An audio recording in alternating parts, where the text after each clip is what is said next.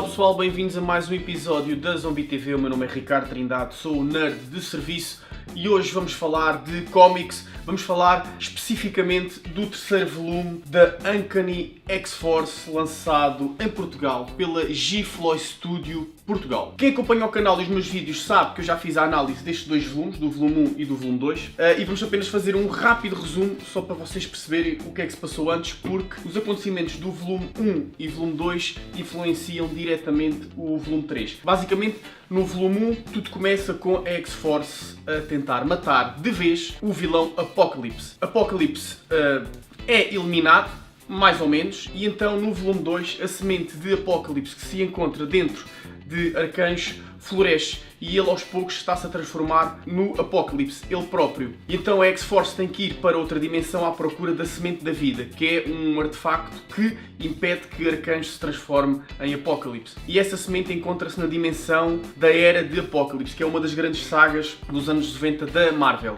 que por acaso ainda não foi publicada em Portugal. G-Floy, estou a olhar para vocês. Eles vão para essa dimensão à procura da semente. O que acontece é que eles abrem as portas dessa dimensão e alguns vilões e heróis dessa dimensão vêm para a dimensão principal. Neste caso o Noturno, que na dimensão principal se encontra morto, mas a versão da Era do Apocalipse junta-se a esta X-Force, ele até se encontra aqui, e um dos vilões que também passa é o Blob e o Homem de Gelo, que eram X-Men, mas traiu os X-Men e agora o Homem de Gelo da Era do Apocalipse está nesta dimensão como fugitivo e é um vilão. Eles realmente conseguem impedir que Arcanjo se transforme em Apocalipse com um grande custo, e isso faz com que as realidades se alterem e chama a atenção da tropa Bretanha e principalmente aqui do Capitão Bretanha, que é uma espécie de polícia tipo tropa nova, mas eles controlam as realidades alternativas e ele por acaso, coincidência, é irmão de Psylocke. Então eles levam Phantom X a tribunal porque o facto de ele ter morto Apocalypse desencadeou uma série de eventos que começa no primeiro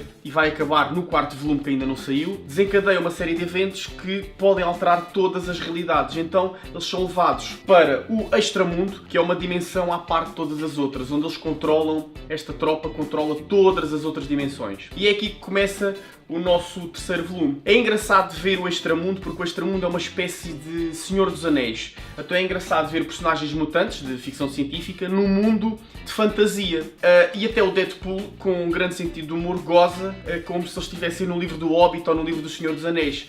E esteticamente é muito interessante. E é interessante também ver elementos do Excalibur, da equipa Excalibur, novamente juntos, que seria o Noturno, o Capitão Bretanha e a Megan. E para quem não conhece o Excalibur, é uma equipa, vamos dizer que é a versão dos X-Men, mas inglesa. E era uma das minhas equipas favoritas, tem histórias brutais, muito relacionadas com realidades alternativas. É uma pena ainda não haver nenhuma edição em português dessa equipe, porque é muito divertida. A Psylocke e Phantom X são raptados para serem julgados em tribunal. A Psylocke tenta lutar contra o próprio irmão e tentar convencê-lo que Phantom X fez aquilo de bom coração. E entretanto, o Wolverine, Deadpool e o Noturno vão a essa dimensão, ao Extramundo, tentar salvá-los. E tudo isto acontece ao mesmo tempo que está um Necromancer a tentar ganhar controle daquela dimensão. A história principal do Extramundo tem um twist no fim, que eu não vou revelar, mas eu acho que o twist tem mais impacto se vocês forem fãs da equipa do Excalibur e conhecerem os personagens. De qualquer forma, é uma história diferente e uma história divertida, que é uma espécie de uma conclusão daquilo que aconteceu nos primeiros dois volumes. Ou seja, está tudo interligado. Depois existe outra história muito interessante, que é o Noturno da Era do Apocalipse, que se encontra na dimensão principal, vai à caça do seu ex-amigo, o Homem de Gelo, que acabou por trair os X-Men e matou alguns deles. E então ele monta uma equipa composta por Deadpool, por Wolverine e ele próprio, o Noturno, o Nightcrawler, e vão à caça dele. E é uma pequena história muito sangrenta.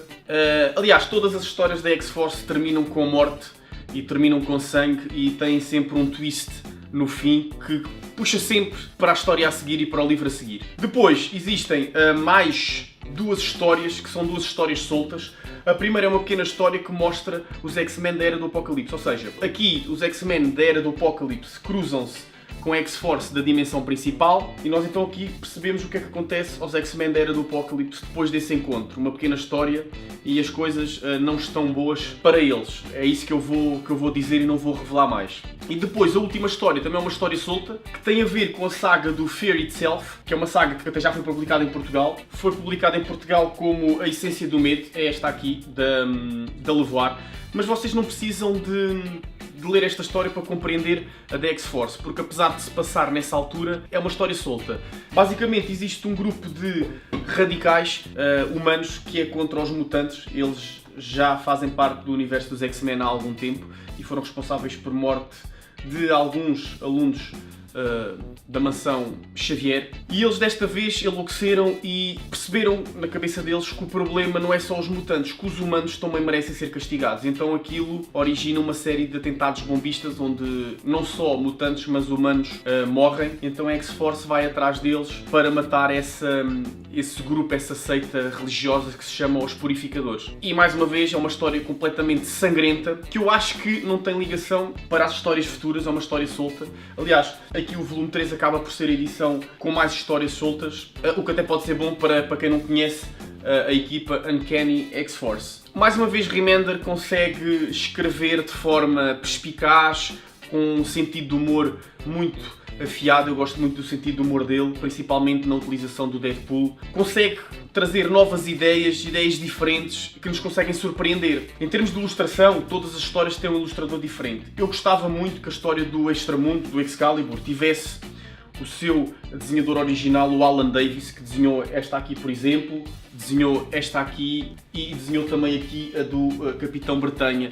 É um ilustrador que eu gostava de ver novamente a desenhar as personagens do Excalibur, mas isto sou eu que estou a ser saudosista, mas eu achava que a ilustração sentava que nem uma luva nesta história tão estranha em que mistura ficção científica com fantasia medieval e dimensões alternativas.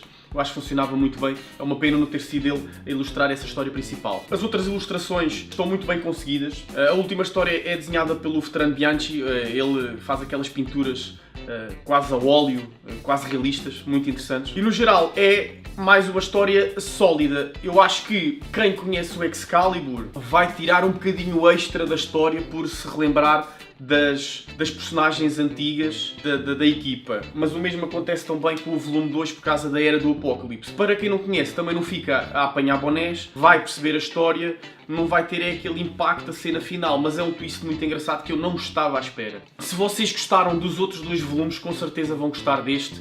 E isto está-nos a preparar para uma conclusão épica no quarto volume, que eu sei o que é que se vai passar e, meu Deus, é uma coleção digna, uma coleção de valor que a Gifloy apostou, Uncanny X-Force, em histórias já um bocadinho mais antigas, mas que acabam por ser melhores que as histórias atuais dos X-Men, e eu acho que é uma aposta vencedora da Gifloy. Pessoal, por hoje é tudo.